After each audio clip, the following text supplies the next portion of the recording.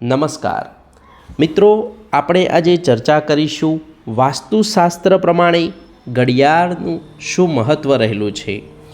વાસ્તુશાસ્ત્ર પ્રમાણે સુવ્યવસ્થિત રીતે યોગ્ય દિશામાં જો ઘડિયાળનો ઉપયોગ કરવામાં આવે તો આપણને સારા પરિણામો પ્રાપ્ત થાય છે। કેટલાક નિયમોની પણ આપણે ચર્ચા કરીશું। વાસ્તુશાસ્ત્ર પ્રમાણે ઘડિયાળ સૌથી ઉત્તમ દિશા ઉત્તર અને પૂર્વનો ખૂણો એટલે કે ઈશાન કોણ તથા પૂર્વ દિશા અને ઉત્તર દિશાની દિવાલ ઘડિયાળ માટે શુભ માનવામાં આવે છે।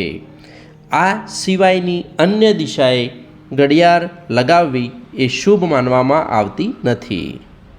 ઘણા લોકો ઘડિયાળનો સમય સેટ કરવામાં કેટલીક ભૂલો પણ કરે છે, જેમ કે તેના રિયલ સમય કરતાં સમયને પોતાની અનુકૂળતા મુજબ આગળ કે પાછળ 5-10 મિનિટના ફરકમાં રાખતા હોય છે, પરંતુ આમ કરવાથી તમને નકારાત્મક પરિણામો પ્રાપ્ત થઈ શકે છે। જો તમારી ઘડી સમયસર ચાલતી નથી તો તમારા કાર્યોમાં વિઘ્નો આવે છે અને તમારા કાર્યો પણ સમયસર પૂર્ણ થવામાં તથા સમયસર શરૂ થવામાં કેટલાક વિલંબોનો સામનો પણ કરવો પડે છે।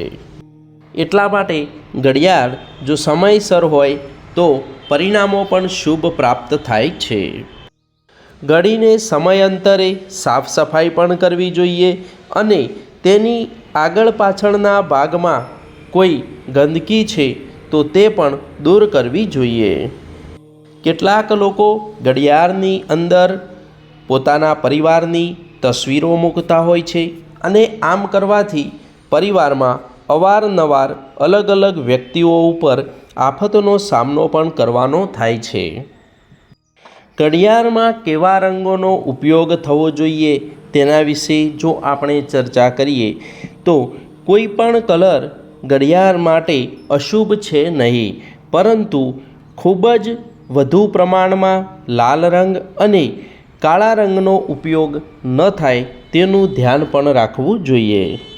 ઘડિયાળના કાંટા પરસ્પર એકબીજા સાથે ઘસાઈ રહ્યા છે એટલે કે ટકરાઈ રહ્યા છે તો તેનું ત્વરિત નિરાકરણ કરવું જોઈએ, અન્યથા પરિવારમાં પતિ પત્ની વચ્ચે, ભાઈ બહેન વચ્ચે કે માતા પિતા વચ્ચે પરસ્પર સંઘર્ષનો સામનો કરવાનું થઈ શકે છે।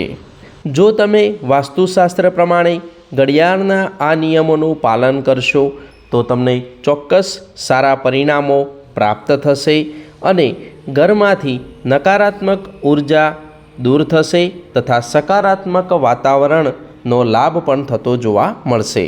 મિત્રો, ઘરમાં વાસ્તુશાસ્ત્ર પ્રમાણે કઈ વસ્તુ કઈ દિશામાં કેવી રીતે હોવી જોઈએ અને કેવા કેવા ઉપાયો વાસ્તુશાસ્ત્ર મુજબ કરવાથી ઘરમાં નકારાત્મક ઉર્જા દૂર થાય છે અને કાર્યોમાં વિઘ્નો દૂર થાય છે, બીમારીઓ દૂર થાય છે તથા ધંધા, વ્યાપાર અને કારકિર્દી તથા પારિવારિક સમસ્યાઓના નિરાકરણમાં પણ આપણને લાભ થતો જોવા મળે છે।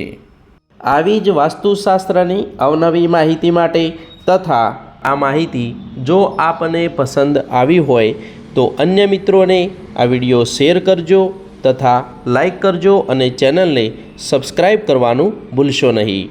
તમારો ખૂબ ખૂબ આભાર, ધન્યવાદ।